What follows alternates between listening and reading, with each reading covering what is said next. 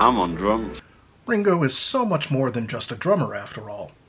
Let's discover Ringo's solo career, and one of the ways we could do that is the book I'm reviewing today, which is Luca Perasi, Ringo Starr, I Play the Piano If It's in C. This is the stories behind the songs, Volume 1 from 1970 to 1997, right there. First of all, beautiful cover.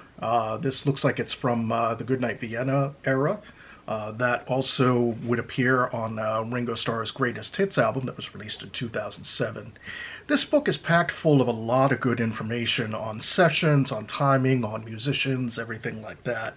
Matter of fact, I'm going to go ahead and go to one of them in particular. We'll go ahead and put on something up on the screen for a second. And Don't Go Where the Road Don't Go. So it gives recording dates, 20th of May to 31st of May, 1991. Gives, of course, the location, of the studio, engineer who played on the track. And you know what? It's one of my favorite songs, and I will never, ever, ever, ever miss an opportunity to plug Time Takes Time. That's one of my favorite Ringo albums of all time. So with the book itself, it just kind of goes into various details of the different tracks, such as Don't Go Where the Road Don't Go. Ringo's kind of coming out of a very, dark period, relatively speaking.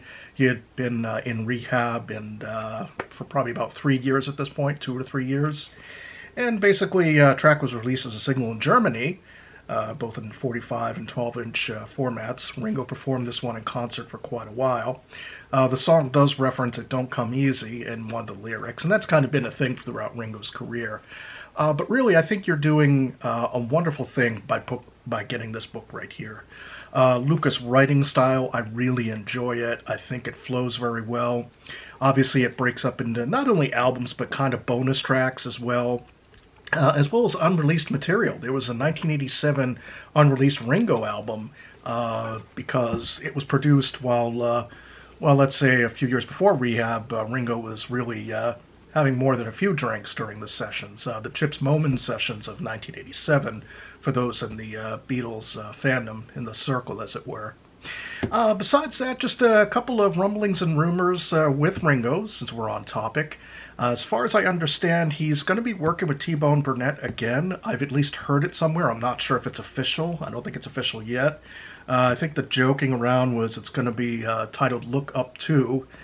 Look Up was the Ringo's country album released earlier this year. And I think if they do work together, you know what? It's going to be a wonderful collaboration. I think it's got a really good sound to it, and I think if Ringo's going for more of a stripped-down sound while adding his own flavor to it, I think it's going to be another good album. Look Up itself really deserved a lot more praise, at least commercially. I think the critics really praised it, but commercially it deserved a much better performance than it ended up getting. It's easily one of the top 4 Ringo albums for me. So that's pretty much with that. There was also some sort of picture with Ringo spotted filming for The Devil Wears Prada 2. I guess some sort of cameo shot there. So kind of interesting. I don't know what the role would be in that type of movie. But hey, you know what? It's Ringo. He's going to do what Ringo does. But again, just as a recap, pick up this book. It's available on all the major retailers, websites, and everything. I've looked forward to, obviously I've interviewed Luca in the past. I look forward to interviewing him in the future, of course. I've picked up another book, and that'll be another review.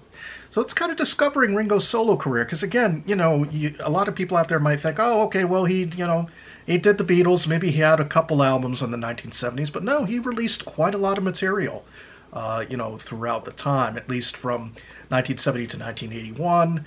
Then you get, of course, some of the time period where he's working with Paul on Paul's albums, Tug of War, Pipes of Peace, and Give My Regards to Broad Street. And then Ringo releases Time Takes Time in 1992. And then going further after the timeline of this book, he's released quite a few albums, quite a few EPs and albums, especially since the turn of the 21st century. But again, you want detail on Ringo's solo career, definitely go with this book, pick it up, get it now, and that's it. So basically, I will see everybody in the next video. And of course, finally, I really appreciate the support from you know, my ongoing fans and the newer fans out there. Of course, the thumbs up, like, and subscribe. It's always been helping the channel. It continues to help the channel, so please feel free to do that. And I will see everybody in the next video. Until then, peace and love.